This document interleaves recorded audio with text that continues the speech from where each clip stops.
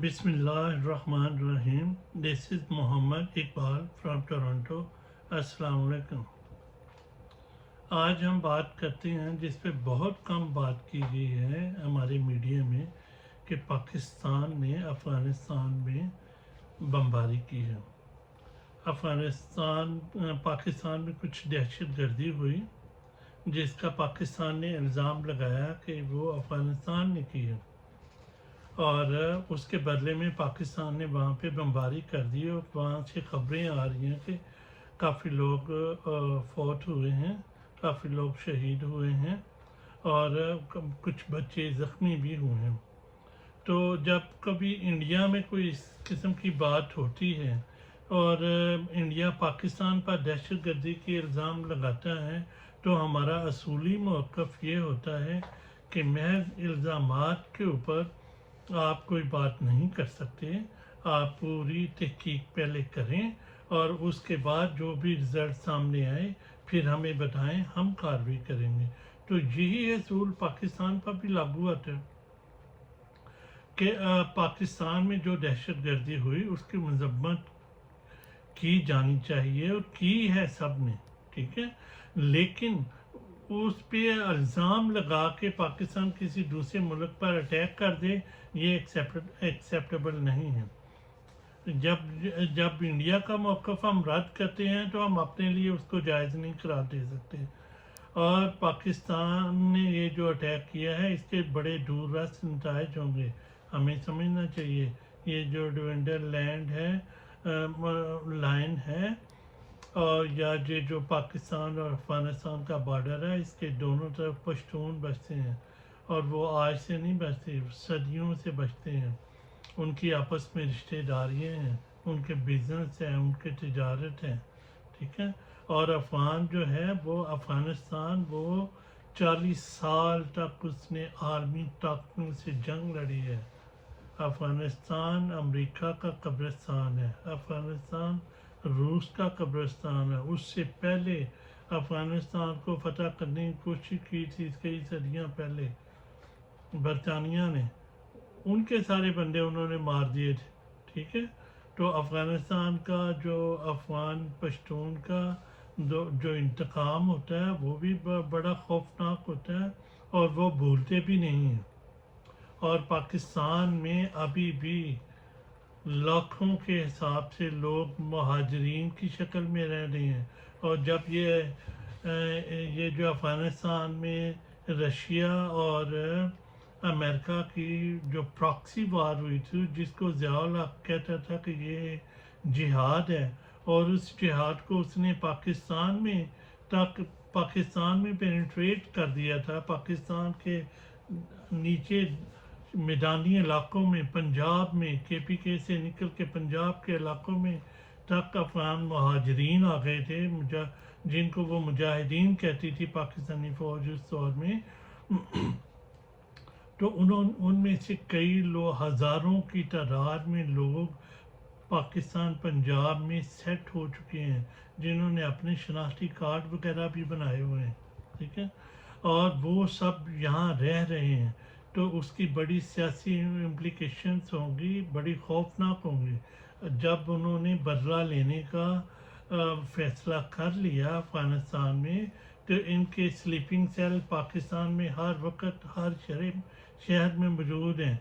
वो तबाही मचाएंगे कि जिसका कोई हिसाब नहीं है। अब ये हमें समझ आती है ये पाकिस्तानी फ़ौज ने क्यों अटैक किया। पाकिस्तानी फ़ौज अपनी रेलेवेंस खो चुकी है। 8 फरवरी को पाकिस्तान की आवाम ने जो फ़ैसला दिया है, पूरी दुनिया को उसका पता है। पाकिस्तान में नई इस्टेब्लिशमेंट मार्दे वजूद में आ चुकी है, और वो इस्टेब्लिशमेंट फ़ौज नहीं है, वो पाकिस्तान की आवाम है, और पाकिस्तान की आवाम की नुमाइंदा PTI है। आलमी इस्टेब्लिशमेंट को अब एक नई डील करनी है पाकिस्तान की नई इस्टेब्लिशमेंट से, और पाकिस्तान की नई इस्टेब्लिशमेंट पाकिस्तान की आवाम है, PTI है। तो फ़ौज अपनी रेलेवेंस खो चुकी है। فوج اپنی ریلیونس بنانے کے لیے انہوں نے افغانستان پر اٹیک کیا ہے، تاکہ پرانا طریقہ ان کا یہی ہے، امریکہ کو، یورپ کو بلیک میل کرو دہشت گردی کے خطرے سے، پھر ان سے ڈالر لو۔ یہ ایک پرانا طریقہ کار ہے، اسی پہ عمل ہو رہا ہے، لیکن جو اوپر طاقتیں بیٹھی ہوئی ہیں وہ بچے نہیں ہیں، انہیں پتہ ہے کہ یہ ریلیونس ختم ہو گئی ہے، اب نئی ڈیل ہونی ہے۔ عمران خان کو زیادہ دیر تک قید میں نہیں رکھا جا سکتا، اسے باہر آنا ہے اور پبلک کی نمائندگی کرنی ہے اور پبلک نے ڈیل کرنی ہے، ورنہ جو آئی ایم ایف وغیرہ کا جو وفد یہاں آیا ہوا ہے، انہوں نے وہ جو ڈیل کر رہے ہیں وہ ڈیل کریں گے تب جب پاکستان کی عوام کی نمائندہ پارٹی کو بھی اعتماد میں لیں گے، ٹھیک ہے جی۔ تو اب یہ وقت گزر چکا ہے حکمرانی کرنے کا، اندھا دھند حکمرانی کرنے، ڈانس ڈانڈی ملانے کرنے کا، اور پاکستان کی اسٹیبلشمنٹ جتنی جلدی ریئلائز کرے، نئے فیکٹس کو سمجھے، اتنا ہی بہتر ہے۔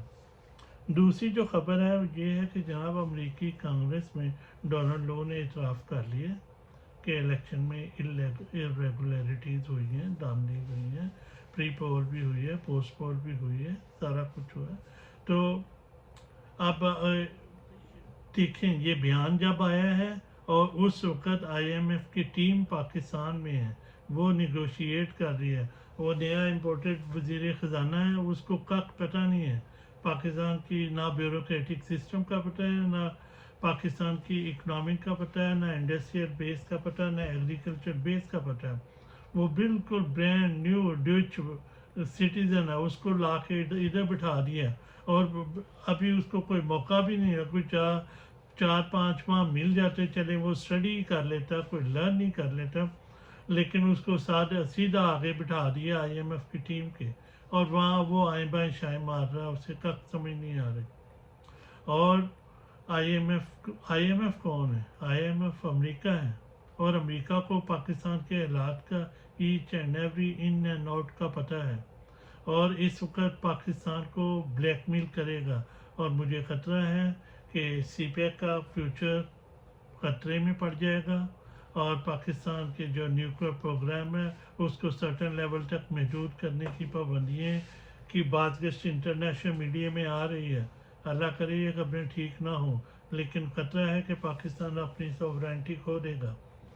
اور پھر آخر میں جو بات ہے وہ ہے کہ جناب حکومت نے خود کہا ہے، ڈرامہ کیا کہ یہ جو اڈالہ جیل کے سامنے کچھ دہشت گرد پکڑے گئے ہیں۔ کے پی کے لوگ کہتے ہیں کہ جی بالکل ٹھیک ہے، وہاں سے دہشت گرد پکڑے گئے ہیں اور وہاں سیکورٹی رسک ہے بقول حکومت کے، تو آپ کپتان کو کے پی کے کی کسی جیل میں منتقل کر دیں، جو کہ بڑا جائز مطالبہ ہے۔ کے پی کے کو اس کا مطالبہ کرنا چاہیے کہ عمران خان کو کی سیکورٹی کے لیے ان کو منتقل کر دیا جائے وہاں پہ، اور اگر منتقل نہیں کیا جاتا تو اس کا مطلب سمجھ لینا چاہیے کہ یہ جو مینڈیٹ اور مافیا ہے ان کے ارادے ٹھیک نہیں ہیں، خطرناک ہیں۔ پاکستان تبدیلی کی دہانے پہ ہے، ملٹری اسٹیبلشمنٹ جتنی جلدی اس کو ریئلائز کر لے گی بہتر ہے، اور یہ سافٹ طریقے سے ہو جائے گی۔